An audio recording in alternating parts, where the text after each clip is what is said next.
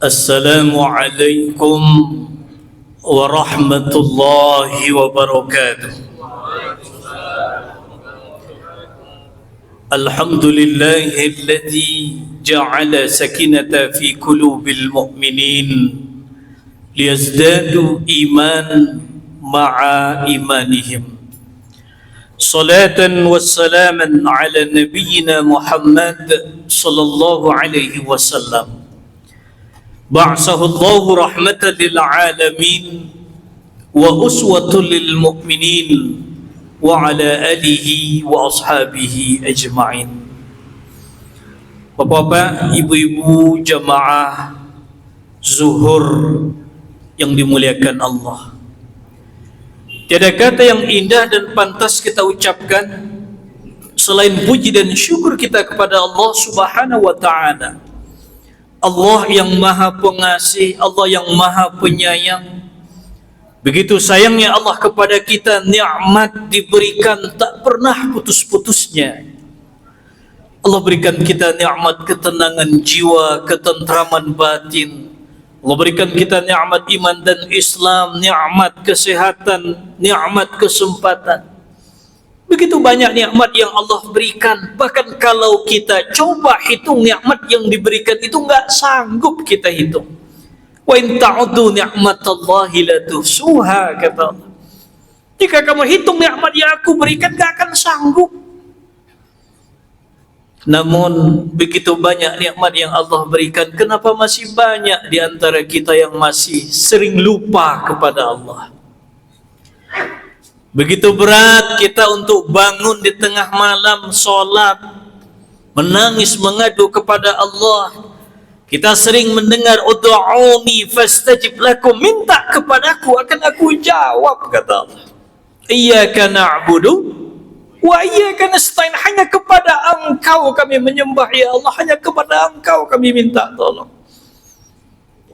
Berat kita untuk bangun. Kadang sih bangun, Pak, di tengah malam itu, tapi hanya ke toilet doang. Ya, habis itu tidur lagi. Coba kita paksakan, kita wudhu, kita sholat, menangis, minta apa harapan kita? Munajat kita kepada Allah. Kita tutup dengan baca Al-Quran, subhanallah. Kadang bapak-bapak, ibu-ibu, saking sibuknya kita bekerja, udah gak sempat lagi sholat duha. Walaupun itu hanya beberapa rakaat saja. Padahal Nabi di akhir hayatnya pernah mengingatkan dalam sebuah hadits qudsi, kalaulah umatku tahu di waktu duha mereka salat dan bermunajat, ya Rabb, kalau seandainya rezekiku masih tergantung di atas langit, tolong turunkanlah. Kalau seandainya rezekiku masih di dasar bumi, keluarkanlah ya Rabb. Kalau jauh, dekatkan. Kalau sulit, mudahkanlah, rozakila anta. Bapak Ibu, kadang di saat Allah titipkan kepada kita harta yang berlimpah ruah, rumah mewah, mobil mengkilat, jabatan tinggi, tapi kadang dalam urusan zakat, sedekah, kita masih hitung-hitungan. Baru kita ingat Allah ketika nikmat itu satu persatu mulai diambil. Dulu sehat, tiba-tiba sakit, baru kita ingat Allah. Dulu punya harta yang berlimpah ruah, rumah mewah, mobil mengkilat, habis semua, terbakar. Atau kita ditipu orang, baru kita menangis, ya Rabb, kok bisa begini? Kita menangis, kita mengadu kepada Allah. Dalam Al-Quran Allah sudah ingatkan kita, fabi ayyi ala'i rabbikuma tukazziban. Maka nikmatku mana lagi yang akan engkau dustakan? La in syakartum la azidannakum wa la in kafartum inna azabi lasyadid. Jika kamu syukuri nikmat yang aku berikan, akan aku tambah, kata Allah. Tapi jika kamu kufur, ingat azabku sangat pedih. Salawat dan salam kita sampaikan kepada junjungan kita Habibullah, kekasih Allah, Nabi besar kita Muhammad sallallahu alaihi wasallam. Allahumma shalli ala Muhammad, yang telah berhasil memperjuangkan Islam ini sejak dari nun jauh di seberang sana, gurun pasir tandus Saudi Arabia. Ayuhal hadirun wa mustamil kiram wa ikhwatil a'izzah, Bapak-bapak, ibu-ibu, hadirin wal hadirat yang dimuliakan Allah. Sekarang kita masih berada di awal tahun Hijriah, masih di awal Muharram kita. Di saat kita berada di Muharram ini, tentu kita ingat pesan Allah dalam Al-Quran. Bismillahirrahmanirrahim. Ya ayyuhalladzina amanu ittaqullah wal tanzur nafsum ma qaddamat lighad wattaqullah innallaha khabirum bima ta'malun. Shadaqallahul azim. Hai orang-orang yang beriman, takutlah kepada Allah. Wal tanzur nafsu ma qaddamat lighad. Hendaklah setiap diri memperhatikan apa yang sudah ia persiapkan untuk hari esok, hari kematiannya. Fattakullah, maka bertakwalah kepada Allah. Sesungguhnya Allah akan mengkhabarkan apa yang sudah kamu perbuat. Bapak-bapak, ibu-ibu, hadirin wal hadirat yang dimuliakan Allah. Beberapa hari yang lalu di pesantren saya, Pak, dengan kawan-kawan, seorang sahabat sehat, bugar, nggak ada riwayat sakit, Pak. Sama-sama pengurus di Asosiasi Mubaligh Internasional. Lagi menjadi imam di saat sujud terakhir, Pak, nggak bangun-bangun lagi. Ya, ternyata setelah itu kita tahu sudah kembali kepada Allah. Inna lillahi wa inna ilaihi raji'un. Berbicara masalah kesehatan, Pak, olahraganya kuat, ya, kesehatannya oke, subhanallah.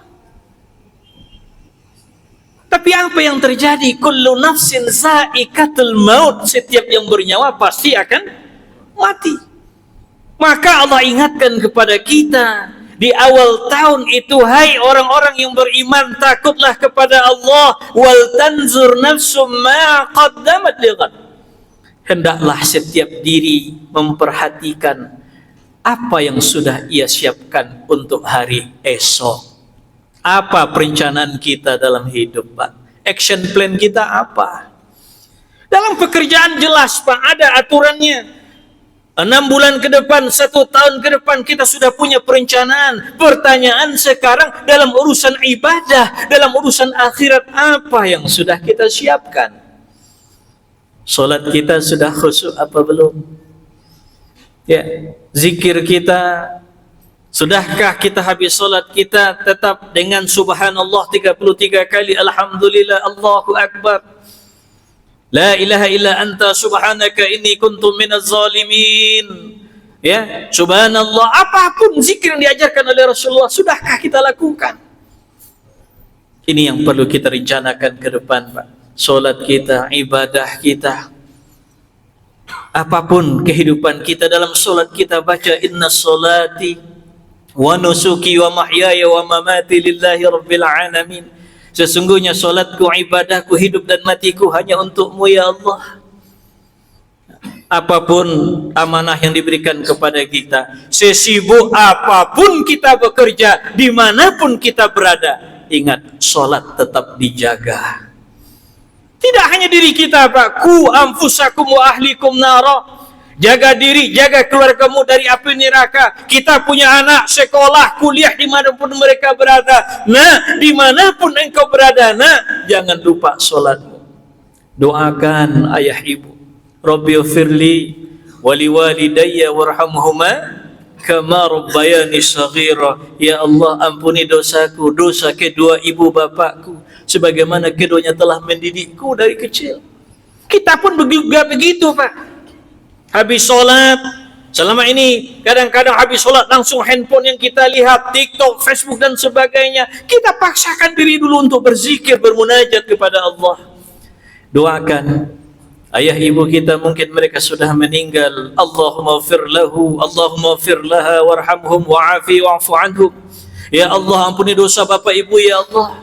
Mereka sudah di dalam kubur, lapangkan kuburnya, jadikan kuburnya taman surga ya Rabb. Doa ini yang ditunggu oleh ayah ibu kita yang sudah meninggal. Jadi Bapak-bapak, Ibu-ibu yang dimuliakan Allah Subhanahu wa taala, ayat yang kita baca tadi dalam surat Al-Hasyr, dalam satu ayat pun ada dua kata ittaqullah, takutlah kepada Allah. Nah, ini. Jadi kan ini suatu i'tibar, pelajaran dalam kehidupan kita.